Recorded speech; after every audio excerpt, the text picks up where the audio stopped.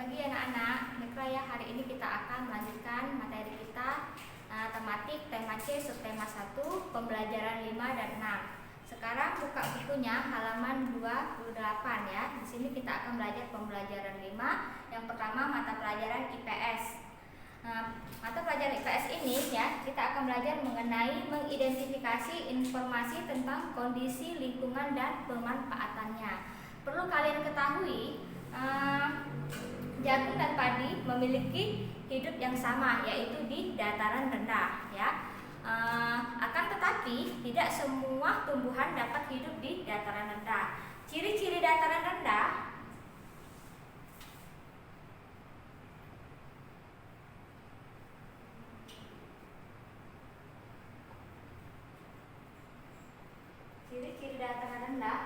yaitu tanahnya subur,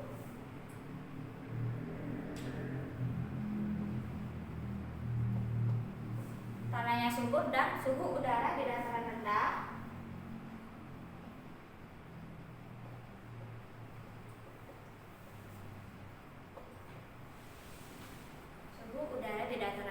berkisar antara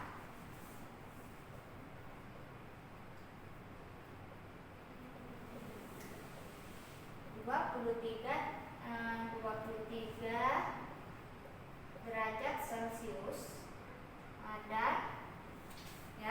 dan 28 derajat Celcius sepanjang tahun.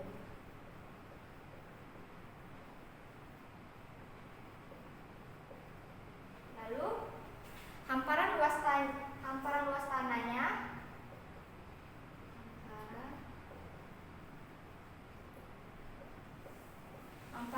tanahnya dengan tingkat ketinggian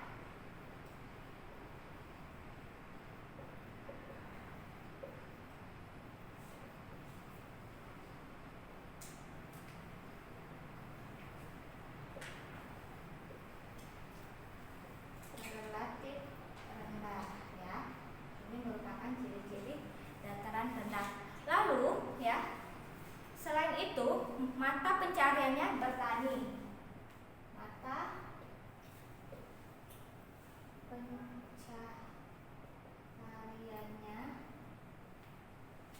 Yaitu bertani. Selain bertani, bisa juga kantoran, bisa. Lalu supir ya. Supir dan orang kantoran bisa termasuk di dataran rendah atau pencariannya.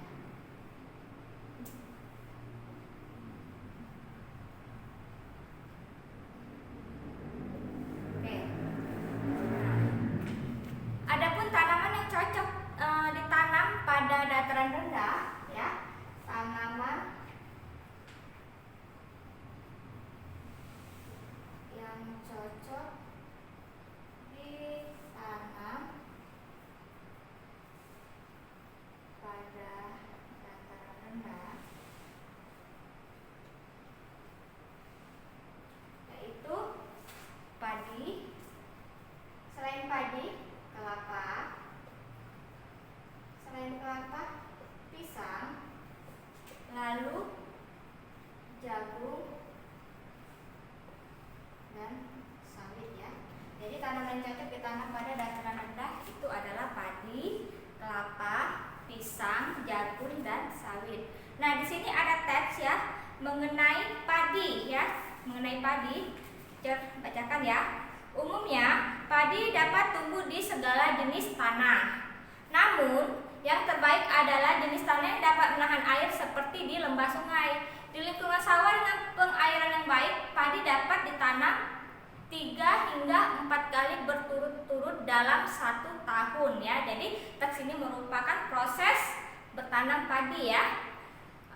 Sedangkan di lingkungan dataran yang mengandalkan air hujan, padi hanya mungkin ditanam 1 hingga 2 kali dalam setahun. Padi tumbuh dengan baik di daerah bersuhu 21 derajat Celcius sampai 23 derajat Celcius. Celcius ya. Kalau ciri-ciri dataran rendah itu berkisar antara 23 sampai dengan 28 ya. Sama ini khusus untuk padi ya. Jadi khusus untuk padi bersuhu 21 derajat Celcius sampai 38 derajat Celcius dan bercurah hujan tinggi. Hal tersebut berguna untuk menjaga kelembapan padi. Selain suhu udara, padi juga memerlukan lahan yang sesuai, misalnya sawah. Nah, ini contohnya pada gambar 1 sawah ya. Sawah merupakan petak-petak tanah pertanian yang dikelilingi oleh pematang sawah. Sawah merupakan petak-petak tanah pertanian yang dikelilingi oleh pematang sawah. Selain sebagai pembatas, pematang juga dipakai untuk jalan dan penahan air di dalam areal sawah. Bahkan tidak jarang ada sawah yang menggunakan pematang sebagai sistem pengairan, misalnya sawah bertingkat yang ada di Bali. Nah, ini merupakan sawah bertingkat yang ada di Bali ya. Merupakan ciri-ciri dataran rendah. Selama proses tanam berlangsung, sawah tidak boleh kering. Hal tersebut mempengaruhi kualitas biji padi. Jadi biji padi, proses untuk menanam padi itu tidak boleh di tempat yang kering. Dia hidupnya di tempat yang curah hujannya tinggi ya, di tempat berair maksudnya. Hal tersebut mempengaruhi kualitas biji padi. Tanah yang memiliki persediaan air cukup akan menghasilkan butir padi yang besar sehingga akan berpengaruh terhadap hasil panen. Selain itu, apabila tanah dalam keadaan lembab, pertumbuhan padi akan lebih cepat dan stabil. Nah, maka dari itu, jika pertumbuhan padi itu berada di tempat yang lembab, itu akan berpengaruh juga kepada padinya sehingga lebih cepat dan stabil proses penumbuhannya. Setelah proses tanam selesai dan biji padi sudah menguning, tibalah saatnya panen. Panen dilakukan menggunakan ani-ani atau pisah pemotong padi untuk memotong batang padi. Potongan tanam padi diikat segenggam-genggamnya dan dijemur sampai kering ya.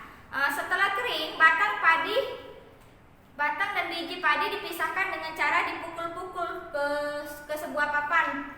Butir padi ini ditumpuk lalu digiling dengan mesin giling untuk dipisahkan dari kualitas biji padi yang sudah terpisah dari kulitnya disebut beras. Beras ini yang biasanya dikonsumsi masyarakat hingga masyarakat Indonesia dalam bentuk nasi. Boleh kalian lihat pada gambar 29 ya.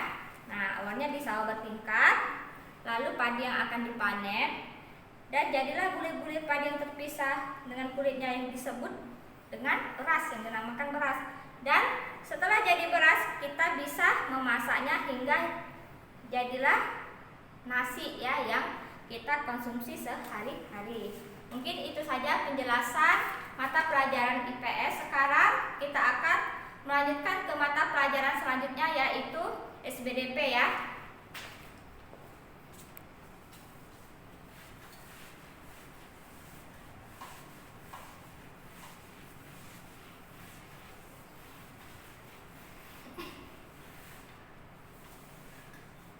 Oke. Sekarang kalian buka bukunya halaman 31. Di sini judulnya mengapresiasi karya seni kolase. Apa itu kolase? Kolase itu adalah karya seni tempel berbagai jenis benda kecil pada permukaan gambar ya. Nah, di sini ada contohnya karya seni kolase ya. Karya seni kolase dapat dibuat dari berbagai macam benda seperti koran bekas, misalkan bahan-bahannya. Adapun kain perca, apa itu kain perca? Kain perca itu kain bekas potong-potongan orang tukang jahit, itu namanya sisa ya, sisa bahan, itu kain perca namanya. Lalu bahan-bahannya bisa juga daun kering, biji-bijian atau manik-manik. Nah, kalau di gambar halaman 31 ini merupakan bahannya yaitu memakai kertas yang dipotong-potong ya, lalu ditempel sesuai gambar. Boleh juga memakai kertas yang ada di gambar ini ya. Nah, ini merupakan karya seni kolase. Terus selanjutnya apresiasi. Apa itu mengapresiasi? Nah, mengapresiasi itu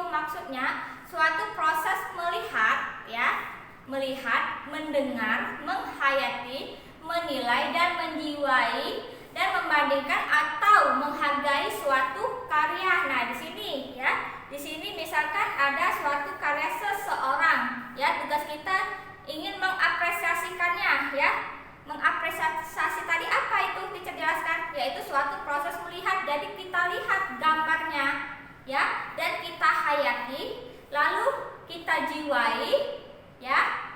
Dan kita kita menilainya, ya. Boleh di sini tulis nama, judul, bahan cara membuat, ya. Itu yang dinamakan mengapresiasi. Oke, mungkin cukup sampai di sini dulu penjelasan kita pada mata pelajaran SBDP.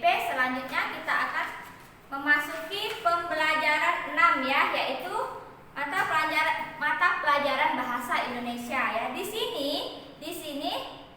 teacher akan menjelaskan mengenai daftar pertanyaan untuk wawancara, ya, untuk wawancara. Jadi kita belajar mengenai wawancara.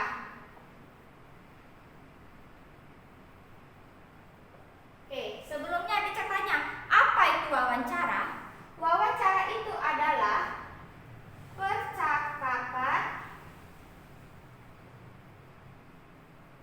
percakapan antara dua orang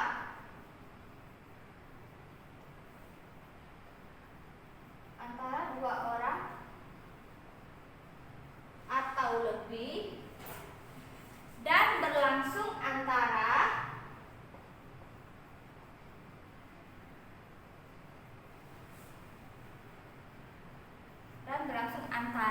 narasumber dan pewawancara.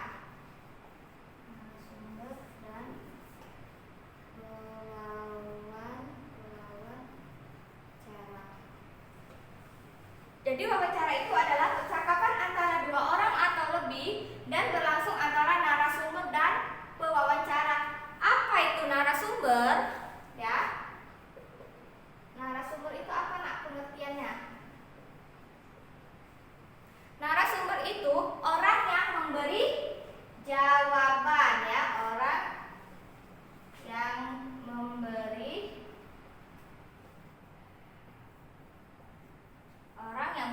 jawaban tentang sebuah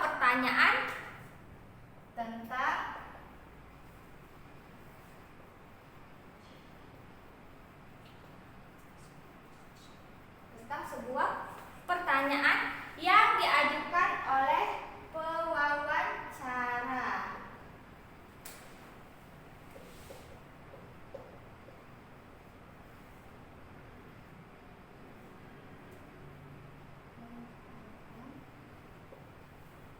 Itu pengertian narasumber, nah, ya. Sekarang pengertian pewawancara. Apa itu pewawancara? Pewawancara itu adalah orang yang melakukan tanya jawab dengan narasumber.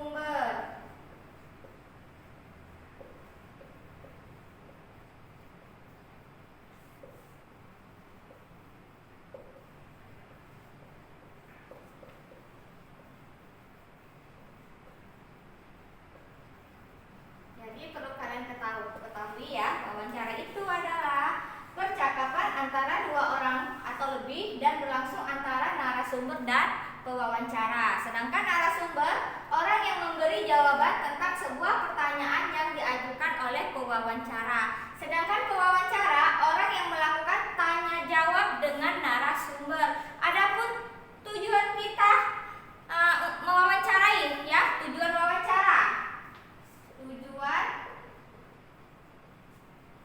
Apa itu, nak, tujuan wawancara? Untuk mendapatkan informasi yang tepat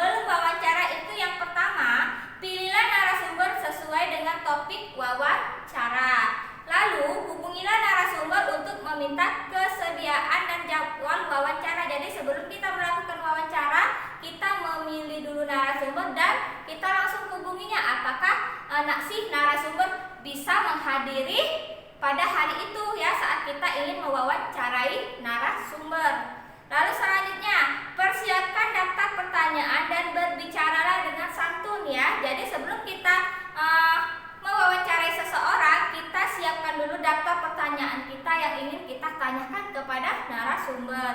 Lalu kita berbicara dengan santun ya, jangan berbicara yang kurang sopan ya. Lalu selanjutnya, berlatihlah sebelum wawancara agar lebih mengerti tentang hal yang ditanyakan. Sebelum kita menanyakan hal-hal yang harus kita tanyakan ke narasumber, kita berlatih terlebih dahulu biar pada saat kita mewawancari orang, pertanyaan kita tuh bagus dan kita tidak grogi ya.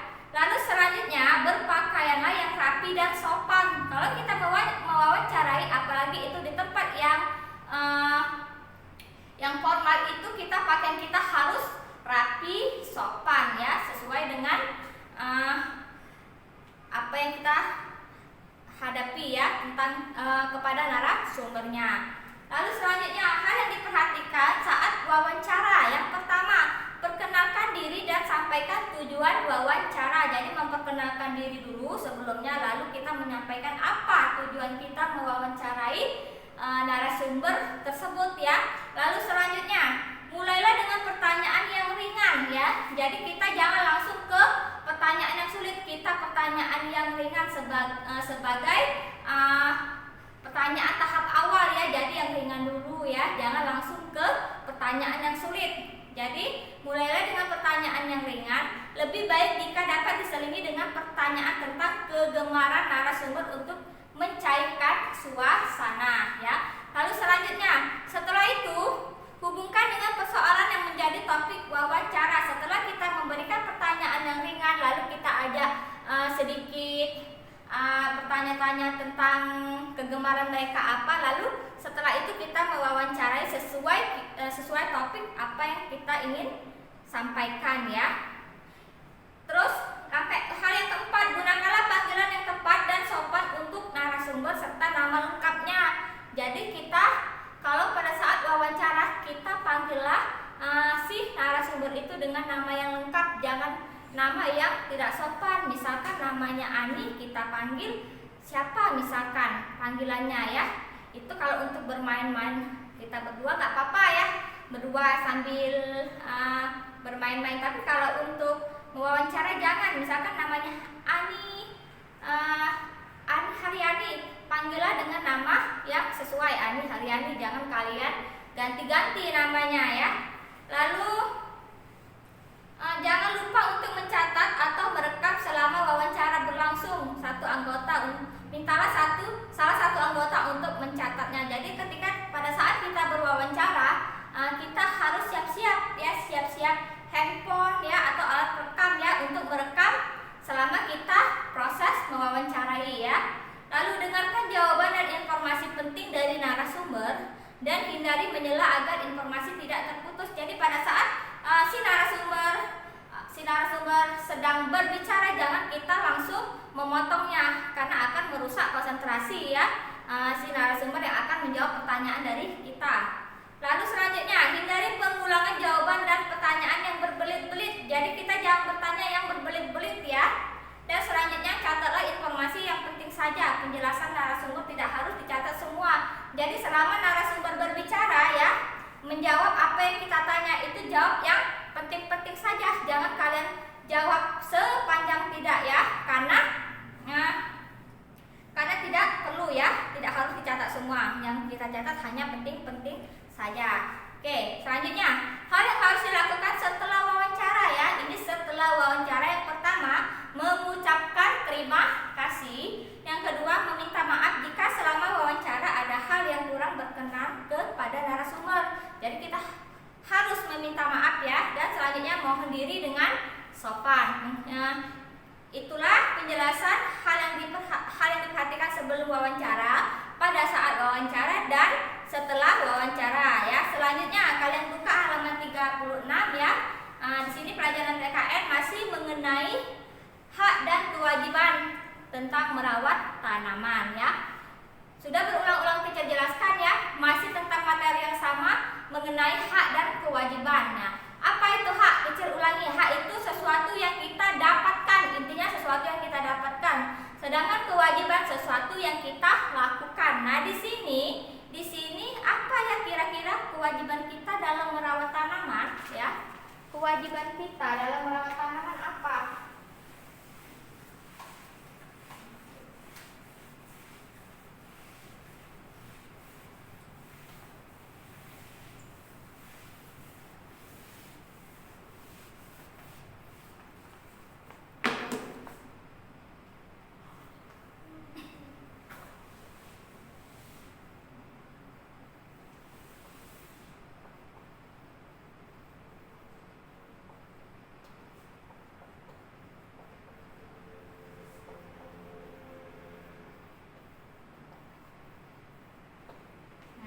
Jadi kewajiban kita dalam merawat tanaman yaitu menjaga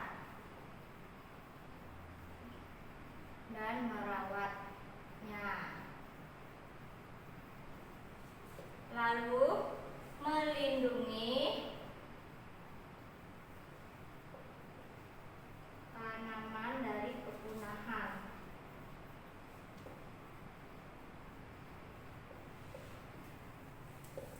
Lalu menyiram tanaman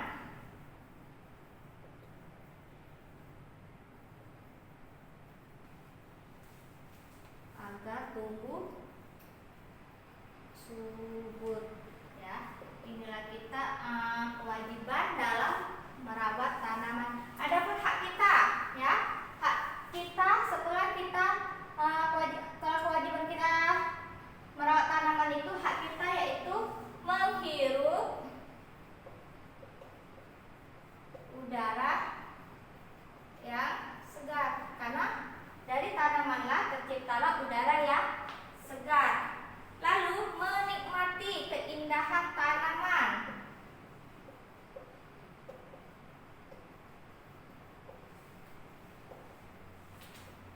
Karena kalau tanaman kita subur ya, kita bisa menikmati keindahan tanaman ya. Lalu memanfaatkan